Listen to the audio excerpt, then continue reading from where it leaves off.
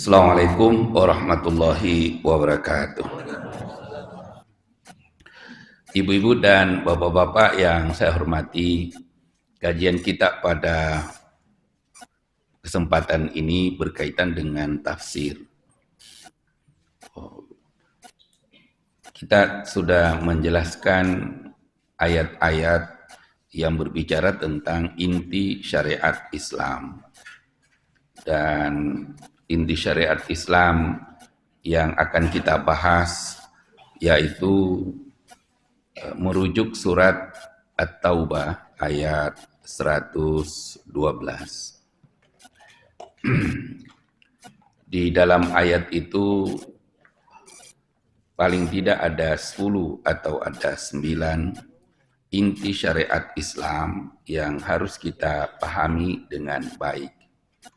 Sekaligus ayat itu menceritakan sifat-sifat orang yang dipuji oleh Allah Subhanahu wa taala.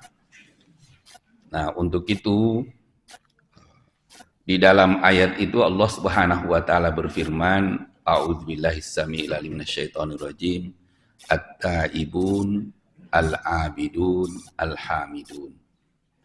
Jadi ini sudah kita jelaskan sebagian bahwa salah satu inti syariat Islam itu adalah taubat. Jadi tentu kalau kita berbicara taubat panjang lebar itu sangat penting dalam kehidupan kita. Apalagi saat ini banyak yang harus kita taubatkan. Ya. Kemudian al-abidun.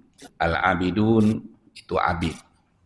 Abid juga salah satu inti syariat Islam itu adalah menempatkan diri kita sebagai abid. Abid itu hamba. Dan gelar yang paling tertinggi dalam kehidupan kita itu bukan gelar akademik, bukan juga gelar yang lain-lain, tetapi ketika kita sudah digelar oleh Allah sebagai abid, itulah hamba yang paling mulia di sisi Allah. Ada ibadur rahman, ada juga subhanalladzi asra bi abdihi. Karena yang bisa diperjalankan oleh Allah dan dimi'rajkan oleh Allah itu adalah orang yang sudah menempatkan dirinya sebagai abid. Abid. Abid itu hamba yang menurut kamus Arab, abid itu adalah hamba sahaya. Jadi kita ini hakikatnya hambanya Tuhan, hamba sahaya Tuhan. Nah, apa itu hamba sahaya? Hamba sahaya itu tidak memiliki apa-apa. Karena miliknya adalah milik tuannya juga. Jadi kita ini sebenarnya apapun yang kita miliki itu bukan milik kita. Pasangan kita itu bukan milik kita. Harta itu bukan milik kita. Kemudian jabatan, kalau kita punya jabatan itu bukan milik kita. Tapi itu hakikatnya titipan dari Allah yang satu saat akan dipertanggungjawabkan. Yang masalah itu pertanggungjawabannya. Kalau memilikinya nggak apa-apa. Tapi kira-kira kalau kita ditanya umpamanya tentang pasangan kita di akhirat nanti, apa aja yang kamu lakukan dengan pasanganmu, kira-kira itu berapa hari ditanyakan. Dan bisa nggak kita menjawabnya satu persatu. Pernah nggak kita ajak itu keluarga kita ke majelis taklim? Pernah nggak kita ajak keluarga kita itu untuk baca Quran? Pernah nggak kita ingatkan anak kita itu supaya dia ke masjid? Pernah nggak kita? Itu baru itu, Pak. Kita aja kalau ada masalah lalu dipanggil sama kejaksaan, biasanya ditanya sehari itu pertanyaannya hanya identitas kita, belum masalah kita. Terus kalau kita hamba sahaya, ya kita akan ditanya satu persatu. Nah, itulah abid. Abid itu tidak memiliki apa-apa. Itu titipan semua. Kita ini hanya titipan. Apa yang kita miliki, hakikatnya tidak dimiliki. Istri, suami itu bukan milik kita. Tapi jangan juga dikasih ke orang. Itu karena bukan milik saya, ambil aja. Itu titipan yang harus kita jaga. Jadi itu abid. Kemudian abid itu ada yang mengatakan, baru dikatakan orang itu abid seperti anak panah. Anak panah itu kalau kita arahkan ke depan nggak mungkin ke belakang. Nah, sudahkah kita menempatkan diri kita sebagai abid di sisi Allah? Kalau Allah mengatakan, ya ayyuhalladzina amanu aqimis shalah, sudah enggak? Sudah. Kemudian kalau Allah mengatakan, ya ayyuhal wa ahallallahu al-bai' wa harrama riba, sudah enggak kita memposisikan diri kita seperti itu? Ketika Allah mengatakan la taqrabuz zina, jangan kamu dekati zina, jangan membunuh, jangan korupsi, sudah enggak kita menempatkan diri kita seperti itu? Kalau dia tidak seperti itu, berarti abidnya itu tidak maksimal. Itu abid. Abid juga bisa berarti bunga yang memiliki aroma yang harum. Sehingga namanya itu harum. Bukan namanya aslinya harum, tapi wangi. Kan ada orang namanya harum tapi tidak wangi. Ya. Ada yang ibu wangi tapi tidak harum gitu. Nah, jadi namanya itu baik di masyarakat, banyak manfaatnya, dibutuhkan. Kepergiannya merasa kita kehilangan. Jangan sampai kita meninggal tapi orang tetangga pada numpeng syukuran, alhamdulillah udah hilang satu. Dan itu juga yang harus kita pikirkan. Kira-kira ketika kita meninggal ini harum nggak nama kita? Ada orang namanya itu harum di depan umum, tapi setelah di belakang diomongin, itu juga masalah. Jadi abid itu dia harum dan keharumannya itu bisa dirasakan oleh orang banyak. Nah, itu yang dimaksud al-abidun. Lalu al-hamidun. Al-hamidun itu adalah orang yang banyak memuji Allah. Al-hamid. Alhamdulillahi Rabbil alamin. Hakikatnya yang berhak dipuji itu hanya Allah. Kita itu enggak berhak dipuji. Karena itu ada syarat-syaratnya orang kalau mau dipuji. Dan kita itu enggak masuk. Karena yang berhak dipuji itu kalau dia memiliki sifat yang sempurna. Kalau kita enggak ada, tidak pelupa. Kalau kita sekarang ini kan lebih banyak pelupanya.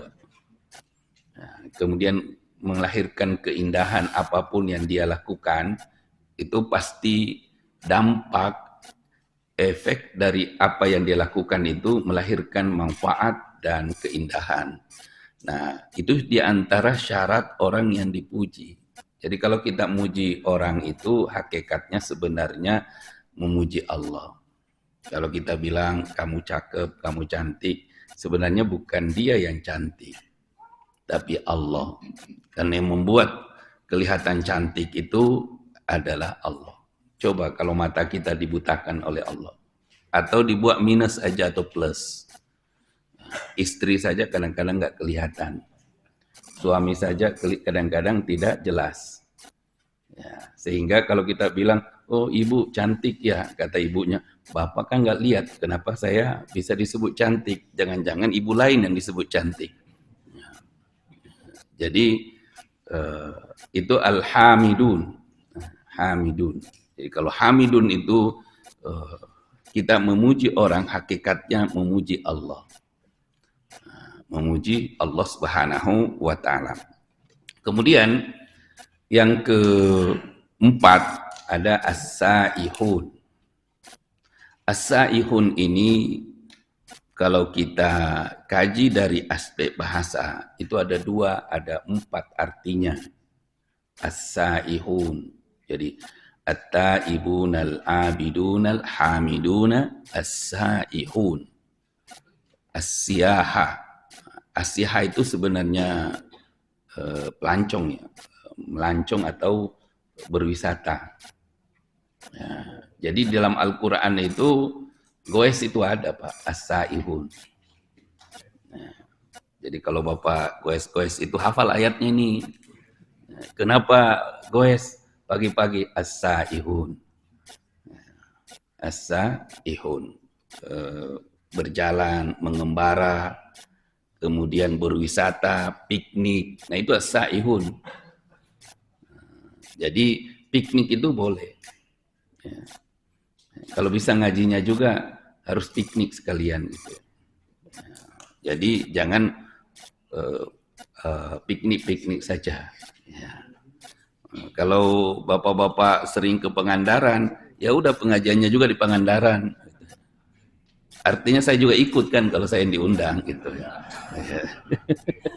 Kan begitu kan? Ya. Ya. Kalau mau piknik ke mana, ke umroh itu kan juga piknik.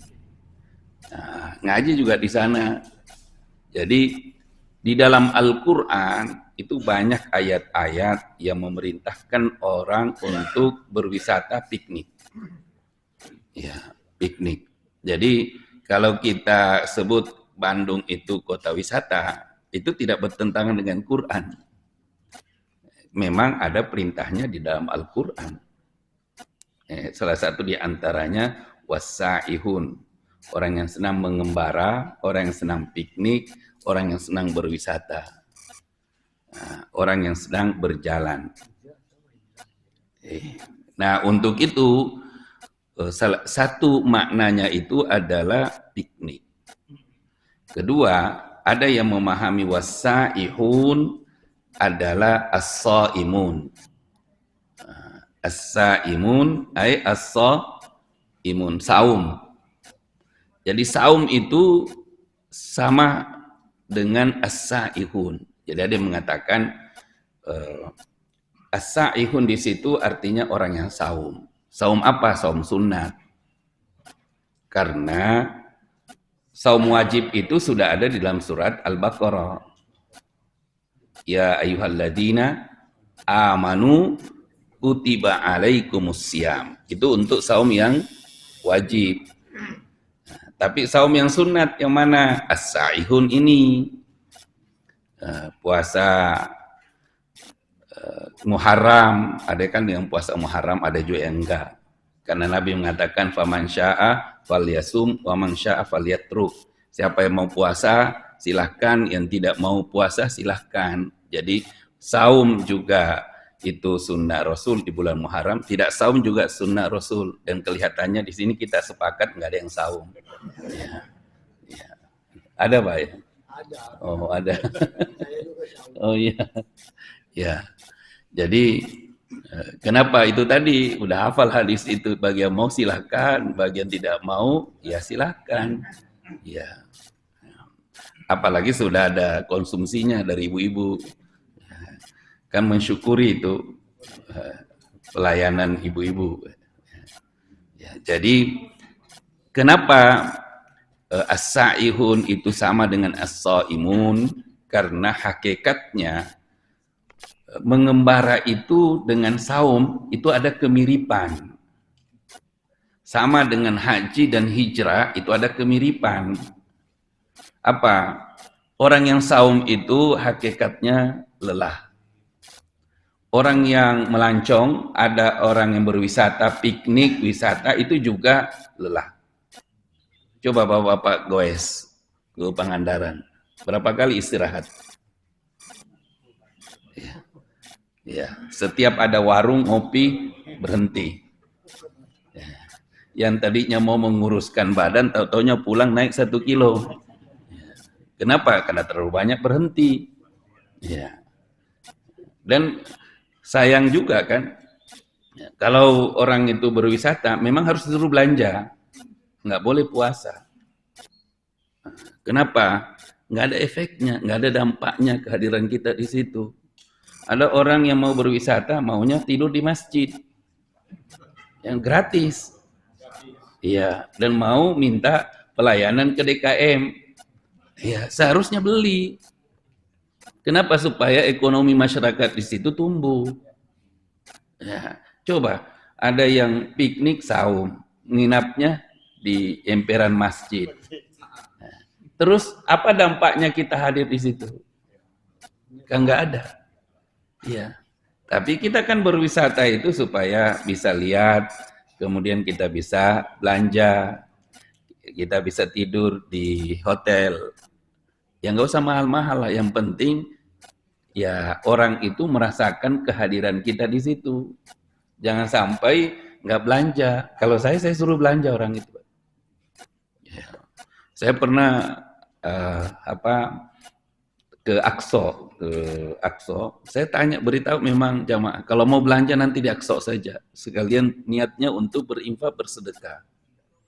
Ya, tahu-taunya sampai masuk di satu kafe, kita minum kopi, kita minum teh, tidak mau dibayar, malah kita yang dikasih.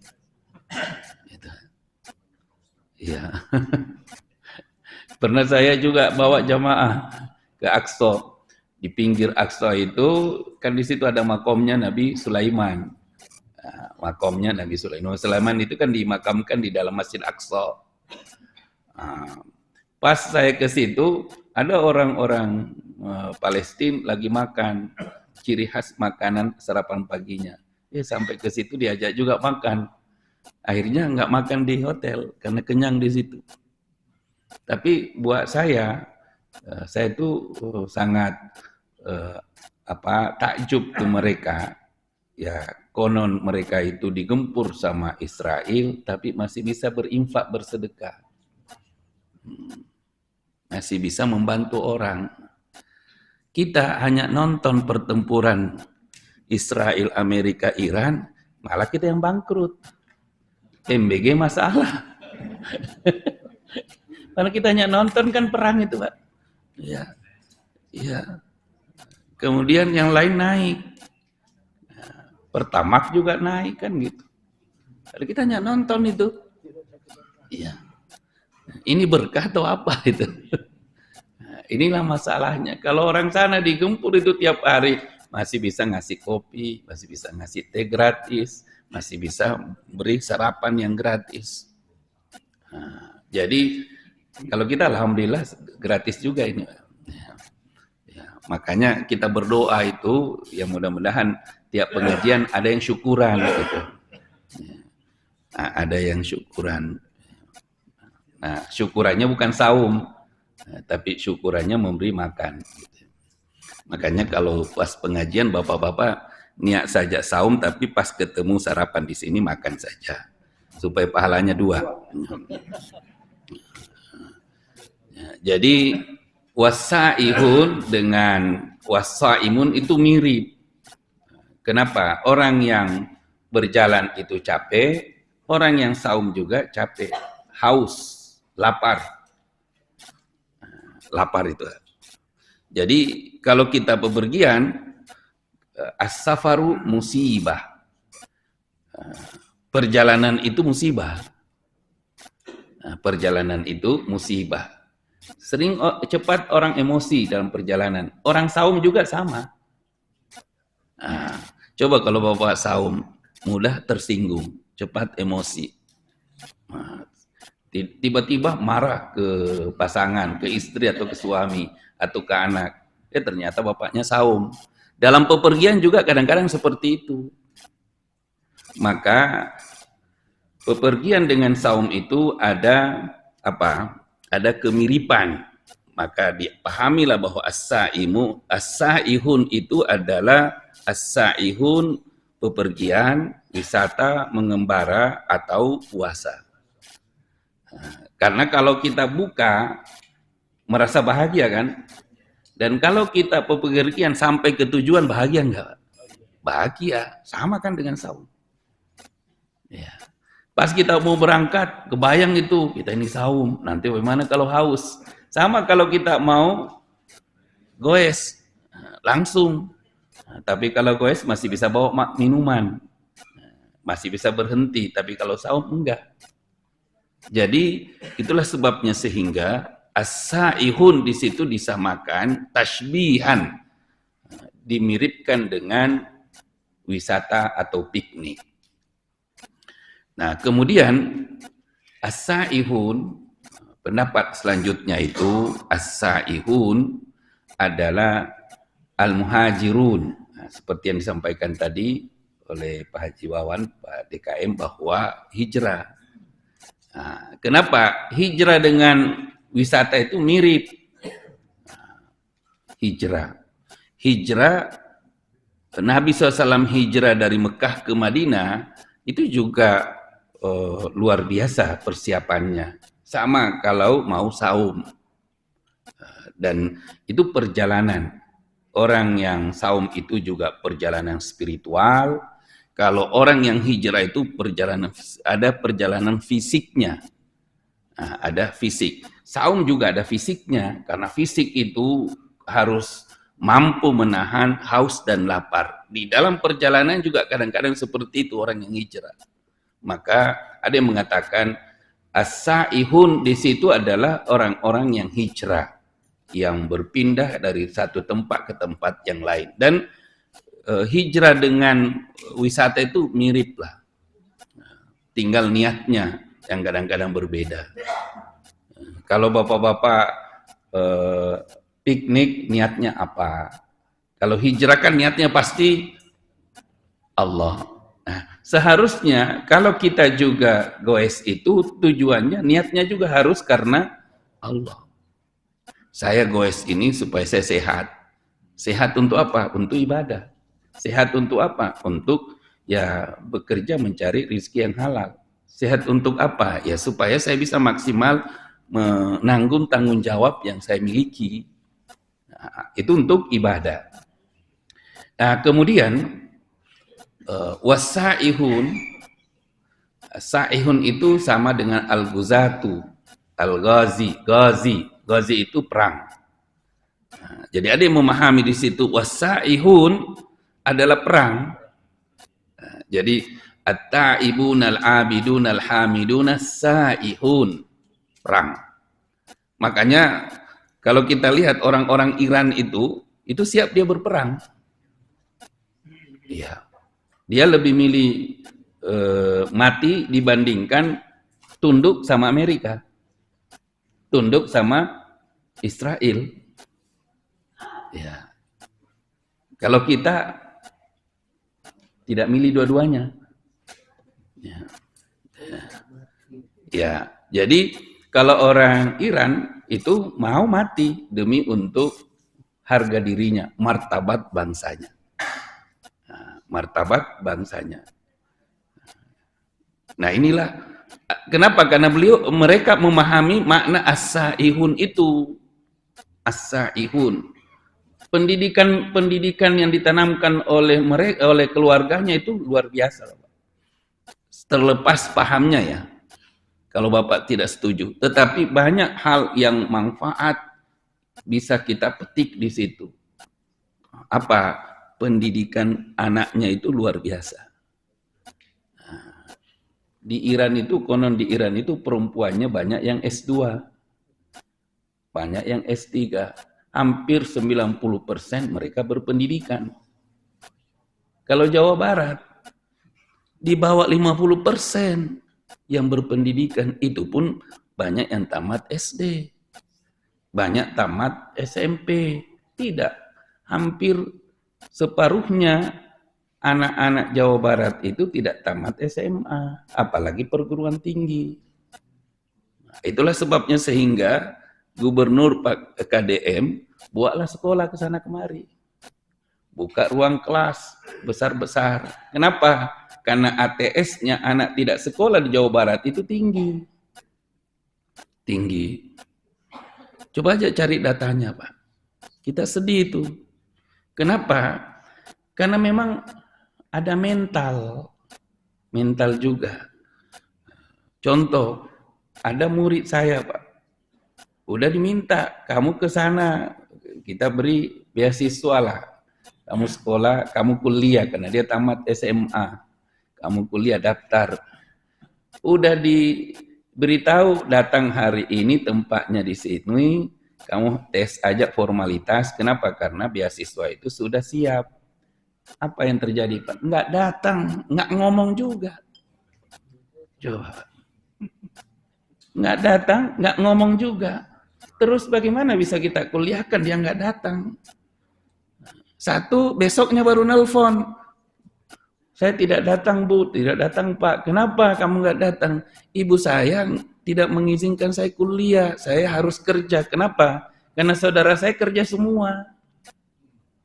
Jadi saya lebih baik kerja daripada sekolah. Padahal beasiswa itu full mau diberikan. Seharusnya ya tugasnya pemberi kebijakan itu mendorong masyarakat itu untuk menyekolahkan anaknya. Nggak usahlah terlalu banyak sekolah dulu dibuka. Kalaupun banyak ruang kelas, banyak sekolah, tapi kalau mentalnya seperti itu, kan kelas tetap kosong. Ya samalah masjid. Banyak itu masjid, besar-besar. Di Jawa Barat, coba ke alun-alun. Masjid raya besar itu, pernah nggak penuh separuh lah jamaahnya? Ada nggak? Itu kecuali kalau Mak Dede datang. Ada penceramah. Banyak juga masjid-masjid besar sekarang ini mewah, miliaran operasionalnya, tapi kosong jamaah. Ada yang datang ke mana? Ke Al-Jabar, tapi hanya foto-foto, azan pulang. Jadi masjid sekarang itu identik dengan tempat wisata. Mungkin pendatang itu hafal as-saihun. Ya. Oh, as-saihun wisata masjid, as-saihun wisata kuburan. Ya. Kenapa? Hanya cari spot-spot yang indah gitu. Untuk diunggah, untuk di media sosial. Ya, jadi as-saihun itu adalah perang, jihad. Nah, kita harus menyiapkan anak kita itu punya mental pejuang. Mental pejuang. Kalau tidak berperang, yang penting mentalnya itu pejuang. Al-Ghazi. Coba kalau kita ke Turki, kemudian ke mana itu, ke tempatnya Muhammad Fatih, di situ kan ada kuda, ada ada Al-Ghazi. Nah, itu orang yang punya mental pejuang, pahlawan. Nah, jadi pahlawan itu sebenarnya jangan hanya di kuburan, tapi harus kita didik anak itu, generasi muda itu berjiwa pahlawan, berjiwa pejuang. Ya, itu makna dari as-saihun. Coba bayangkan kalau anak kita ini tidak punya mental pejuang, mental pahlawan, bagaimana bangsa ini dikelola ke depan? Nah, jadi as-saihun, ghazi, yaitu pejuang, pahlawan. Harus kita munculkan jiwa-jiwa mereka itu, jiwa-jiwa pahlawan, jiwa-jiwa pejuang. Dia harus memiliki jiwa pejuang dalam membangun bangsa ini. Nah, kemudian as-saihun itu, as-saihun adalah talabul ilmi. Jadi orang yang keluar, kita sekarang ini pada hakikatnya masuk dalam kelompok as-saihun. As-saihun. Kenapa? Karena Rasulullah SAW mengatakan kepada Abu Dzar, sekiranya orang itu datang ke majelis taklim, Mas datang ke majelis taklim, kemudian duduk di majelis taklim, lalu mengkaji 1-2 ayat, dan dia pahami ayat itu yang dia baca, dia pahami makharijul hurufnya, sifatul hurufnya, panjang pendeknya, setelah itu naik ke terjemahnya, setelah itu naik ke tafsirnya, itu lebih baik bagi kita daripada sholat 100 rakaat. Jadi bapak-bapak duduk di sini, itu sudah seperti sholat 100 rakaat. Iya, walaupun ada yang tidur di depan saya, nggak apa-apa. Itu masih tetap sama itu, 100 rakaat itu. Iya, iya, nggak akan dihapus itu. Iya, aman itu Pak, aman. Ya. Jadi nggak usah pulang tidur ke rumah, nggak apa-apa di depan saya juga. Dan nggak usah ditegur. Kenapa? Alhamdulillah, masih bapak itu, masih ibu itu masih bisa tidur. Bayangkan kalau nggak tidur, harus minum obat, Pak. Harus disuntik kan sekarang. Iya. Ini hanya dengar suara saya serak-serak basah bisa tidur. Iya. Alhamdulillah. Itu. Jadi pernah nggak kita sholat 60 rakaat? Pernah nggak kita sholat 100 rakaat? Kalau kita mau sholat sunnah 100 rakaat atau 60 rakaat, duduklah di majelis taklim. Apalagi sekarang ini habis salat subuh, kita zikir, berdoa, setelah itu majelis taklim. Kan itu luar biasa. Malaikat itu mendoakan kita. Hanya kita nggak tahu. Bahkan mungkin saja banyak malaikat-malaikat juga yang ada di tempat kita di sini, hanya kita tidak tahu. Nah, itu yang dimaksud as-saihun, talabul ilmi. Talabul ilmi, menuntut ilmu, belajar. Belajar. Jadi as-saihun itu talabul ilmi, menuntut ilmu. Pelajarilah 1-2 ayat saja, itu luar biasa. Kata Rasulullah SAW, dan itu dilaporkan juga oleh sahabatnya, kata sahabat, kami itu ketika Rasulullah SAW masih hidup, biasanya saya belajar kepada Rasul, ketemu Rasul di majelis taklim, lalu Nabi membacakan kepada kami, maksimal itu 10 ayat. Lalu kami pelajari, kami baca ayat itu, kemudian kami pelajari maknanya, kami pahami, dan saya tidak minta tambah kecuali setelah saya amalkan ayat itu. Itu metode Rasul, model pembelajaran Rasul. Jadi, beliau menyampaikan ayat, 10 ayat. Setelah itu, sahabat itu memahaminya. Setelah sahabat itu memahaminya, enggak berhenti di situ. Tetapi apa? Diamalkan. Diamalkan. Jadi, duduknya kita di majelis taklim itu mulia loh, Pak. Itu disebut di dalam Al-Quran. As-saihun. Walaupun kita itu bubar poho. Lumayan, masih duduk. Dibandingkan yang poho tapi nggak pernah duduk. Ya. Kan begitu. Mungkin kalau kita tidak paham hari ini, paham besok, paham 1 pekan ke depan. Mungkin satu saat Allah akan memberikan pemahaman kepada kita. Karena satu-satunya perintah yang diminta untuk ditambah terus-menerus itu minta ilmu. Kalau harta nggak ada, doanya untuk ditambah terus. Tapi kalau minta ilmu, Rabbi zidni ilman. Ya Allah, tambahkanlah ilmu itu. Warzukni fahman. Ya. Jadi kalau dalam Al-Quran, Rabbi zidni. Zidni itu nggak ada di dalam doa yang lain yang mengatakan Rabbi zidni malan, Rabbi zidni istri, nggak ada. Ya Allah, tambahkanlah istriku, nggak ada. Tambahkanlah hartaku, tambahkanlah kedudukanku, nggak ada. Tapi yang jelas-jelas yang ada dalam Al-Quran itu Rabbi zidni ilman. Rabbi zidni, ya Allah, tambahkanlah ilmuku. Tidak pernah kita berhenti untuk minta ditambah ilmu. Maka Allah mengatakan, talabul ilmi faridatun ala kulli muslim. Yang hadisnya kan muslim, tidak ada muslimah. Jadi jangan thalabul ilmi faridah ala kulli muslim wa muslimah.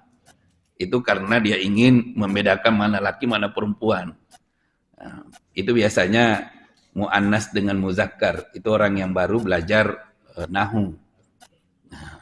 Nah, mau membedakan mana laki mana perempuan. Sehingga kalau dia salam assalamualaikumna wassalamualaikum warahmatullahi wabarakatuh.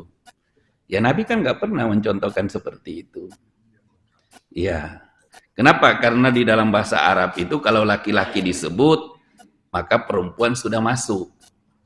Tapi kalau perempuan disebut laki-laki nggak masuk.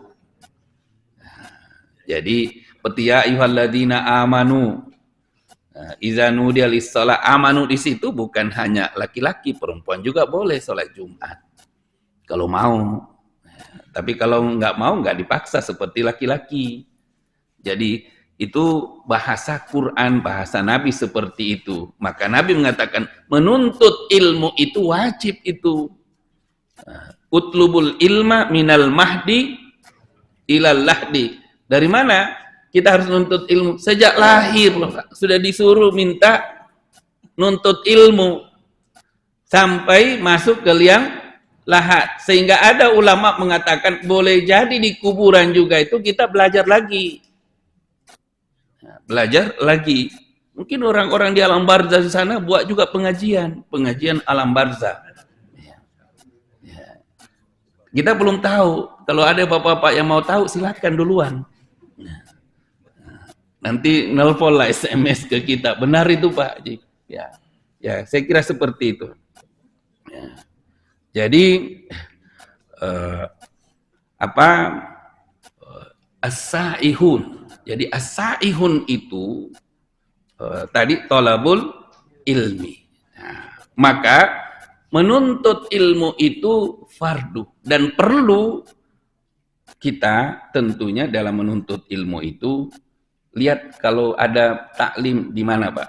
Di Mekah, di Madinah. Itu kalau orang Pakistan ngajar, orang-orang Arab ngajar itu memang disiplin, rapi. Di Indonesia saja itu kalau kita ngaji sebagian di luar masjid, sebagian di dalam masjid. Nah, sebagian di dalam. Kalau orang-orang Arab, orang-orang Timur Tengah itu memang kumpul mereka itu. Iya. Dan mereka tidak mau sambil makan. Kenapa? Karena itu katanya tidak serius. Nah, tidak serius. Kalau kita alhamdulillah tidak serius saja masuk. Malah kalau tidak serius nggak masuk gitu. Nah, maka ada ustadz itu, kalau nggak salah Ustadz Baha itu nggak setuju kalau dia makan sambil ngaji. Nah, nanti selesai baru makan. Ya, jadi nanti selesai baru makan bersama. Kenapa? Karena beliau mengatakan ilmu itu harus serius. Harus serius. Baca saja hadis arba'in. Nanti kita bahas di hadis itulah. Nah, intinya harus memang serius. Nah, kemudian apa? Dalam menuntut ilmu itu, menerapkan as-sa'ihun ini ya perlu pendisiplinan, perlu disiplin. Menuntut ilmu itu harus disiplin, Pak. Iya, harus disiplin. Nah, maka menurut ulama-ulama, serius saja kita mencari ilmu belum tentu masuk, apalagi tidak serius. Maka seriusnya itu apa? Rabbi zidni ilman. Dan ada adab-adab menuntut ilmu itu sama dengan adab-adab masuk atau datang ke masjid. Adab-adab masuk ke masjid. Kan kalau kita masuk ke masjid itu apa? Ya harus bersih, harus menjaga sampah, harus meletakkan sandal di tempatnya, dan harus makanya saya tidak setuju kalau masjid itu di masjid jadi tempat rokok. Ya. Kenapa? Karena itu tempat sholat, tempat ibadah. Makanya bapak-bapak sih udah bagus di pinggir masjid merokoknya, ya. Bukan di dalam masjid. Ya. Tinggal itu puntungnya harus dibuang di tempat sampah, di tong sampah. Ya, Kan kalau tertata masjid itu, rapi masjid itu, kita juga yang senang. Nah, tapi kalau tidak rapi masjid itu, ya masalah. Nah, maka Rasulullah SAW mengatakan, ada itu ibu-ibu Pak ya. Zaman Rasul ini terakhir, karena saya mau ke Serang ini Pak. Terakhir di zaman Rasul Shallallahu Alaihi Wasallam ada ibu-ibu, kerjanya ibu-ibu itu menyapu masjid, membersihkan masjid, merapihkan sandal jamaah. Nah, dan setiap sampah itu dia bersihkan.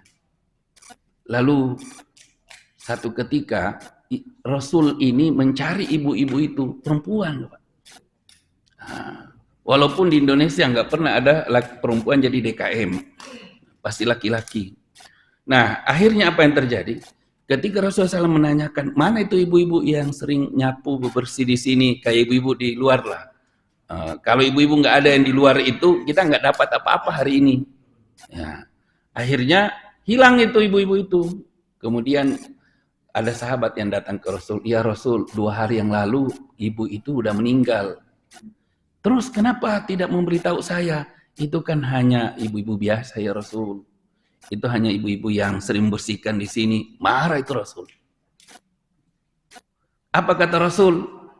Satu sampah yang dia bersihkan dari tempat ibadah kita itu menggugurkan dosanya dan mengangkat derajatnya. Sandal yang dia rapihkan itu menggugurkan dosanya, mengangkat derajatnya. Akhirnya apa kata Rasul? Di mana dikuburkan? Tunjukkan kuburannya. Diberitahu, datang itu Rasul ke sana. Rasul langsung datang dan menyalatkan di atas kuburannya. Begitu mulianya orang yang berdisiplin, orang yang menjaga kebersihan, orang yang mengatur masjid itu. Nah, jangan juga karena ada yang ngatur, kita tidak mengatur diri. Ya, minimal punya kita sendiri, kita tempatkan pada tempatnya. Saya kira inilah kajian kita pagi ini, As-Sa'ihun. Mudah-mudahan apa yang kita bahas bisa kita pahami. Robbi zidni ilman warzuqni fahman. Kurang dan lebihnya mohon maaf. Assalamualaikum warahmatullahi wabarakatuh.